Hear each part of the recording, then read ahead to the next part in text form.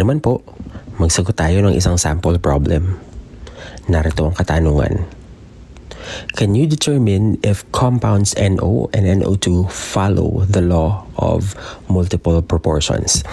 So gaya po ng naon akong ipinakita kanina, mahalaga na ma-visualize natin kung ano ba ang problem. So NO and NO2. So kung atin pong susuriin, sa parehas pong substances, parehas po silang fixed ang bilang ng nitrogen atom. Tig-isa sila. Ang ipinagkaiba po ay ang bilang ng oxygen. Para sa NO, isa lamang ang oxygen ito at sa NO2, dalawa ang kanyang oxygen. So, ito po ay kalintulad ng example na ibinigay kanina. Ngunit, paano ba natin ipapakita or paano ba natin patutunayan na itong mga compounds na ito ay sumusunod sa law of multiple proportions? So, una, alamin natin kung ano ba ang timbang ng bawat element o ng bawat atom. So, dito po sa ating solution, ang nitrogen ay may timbang na 14 at ang oxygen ay may timbang na 16.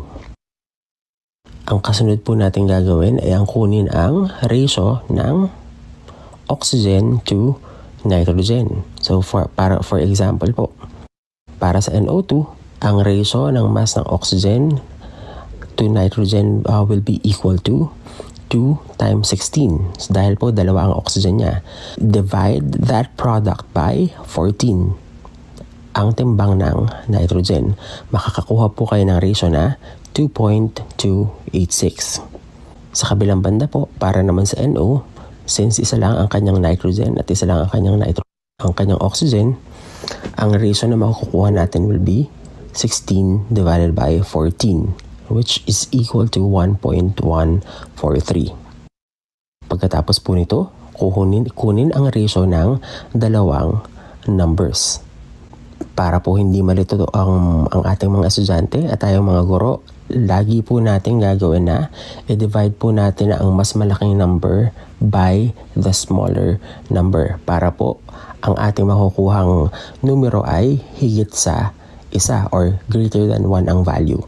So dito po sa ating halimbawa, 2.286 divided by 1.143 will give you 2.00. At bilang paalala po, kapag nakakuha tayo ng eksaktong numero, ito po ay isang pagpapatunay na ang dalawang substances or ang substances na ating ikinukumpara ay sumusunod sa law of multiple proportions. Ngayon, katanungan po.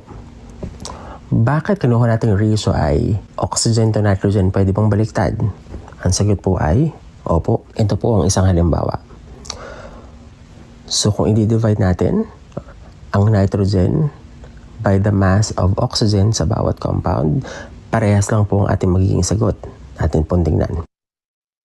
14 divided by 2 times 16 for NO2 will give you a ratio of 0.4375. Para naman po sa nitrogen oxide, 14 divided by 16 is equal to 0.875. Gaya po na sinabi ko kanina, kailangan po natin siguruhin ay i-divide natin ang bigger number by the smaller number. So dito po sa kasong ito, ang ating equation ay magiging 0.875 divided by 0.4375 to give you 2.00. So kaparehas lang din po ang ratio na ating makukuha. Muli, hindi po mahalaga kung alin ang nasa numerator at nasa denominator. Kailangan lang po nating sundin yung procedure na pag nakuha ninyo ang ratio between two elements, you divide the bigger number by the smaller number. So paano po kapag ang nakukuha natin ay hindi eksakto, halimbawa 1.33.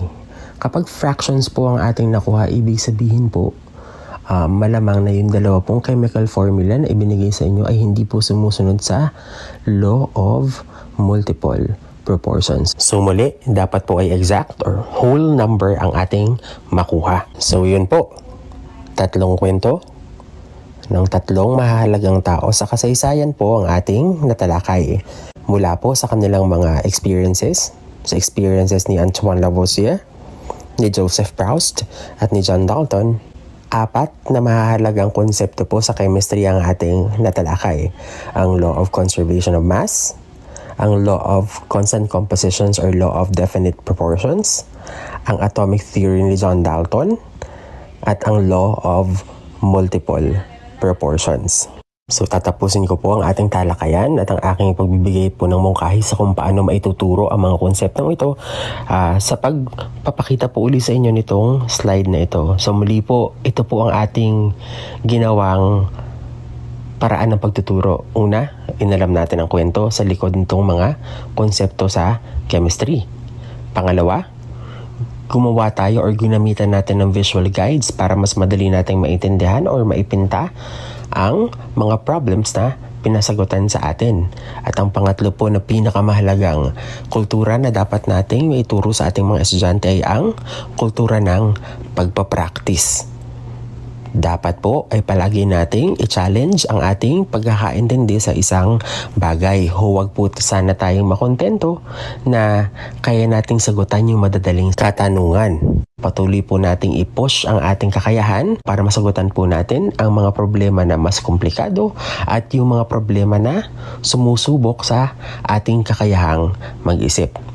So, paalala lamang po, ito pong aking ipinakitang paraan ng pag-aaral ng mga konsepto sa chemistry, lalo pa dito sa mga konseptong ating natalakay ngayon, ay isang pamamaraan lamang po. Wala pong nag-iisang paraan para po matutunan ang mga bagay na ito. Pwede pong meron po kayong paraan, maaaring mas epektibo sa mga iminumungkahi.